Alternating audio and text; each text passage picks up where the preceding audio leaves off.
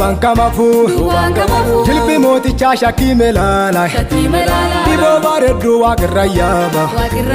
jilbi mooticha shakkii melala dibo bareedu waaqirrayyama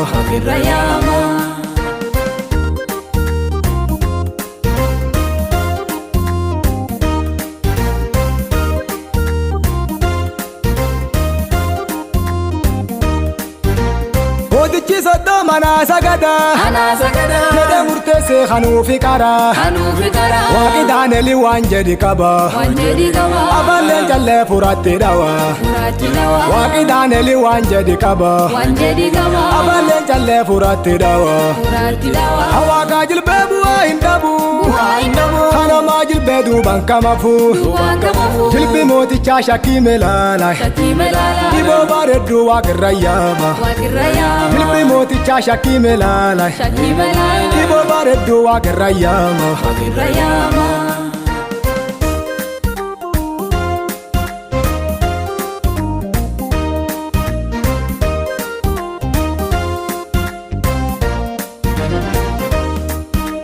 Balbarchu famte yana fi bante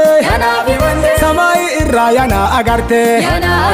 Eenyummaa tante argeessi faarsa Sinarra cabte diboona baarsa Eenyummaa tante argeessi faarsa Sinarra cabte diboona baarsa Hawaaqa jilbee bu'aa hin dhabu Kanamaa jilbee duuban kamafu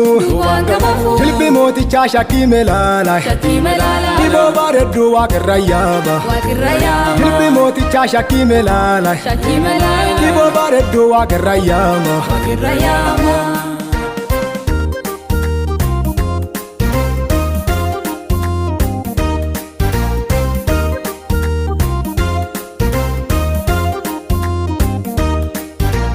Yesuusi khiyyaa adango qabda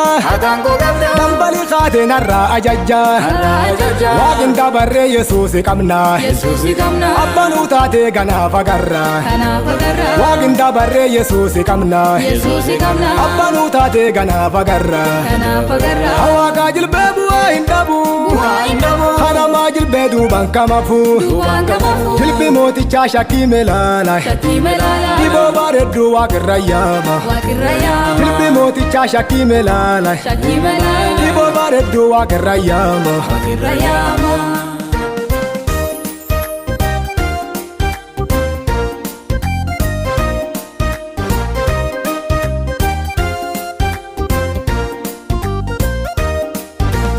Anta simbadu isanna yaada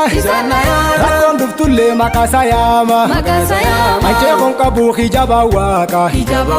Idit keessallee is waliyyaana Anchee kon qabu hijaba waaqa Idit keessallee is waliyyaana Hawaaqa jilbee bu'aa hin dhabu Kanamaa jilbee duuban kamafu Jilbi mooticha shakkii melala Diboo bareedu waaqirrayyaba Jilbi mooticha shakkii melala Diboo bareedu waaqirrayyama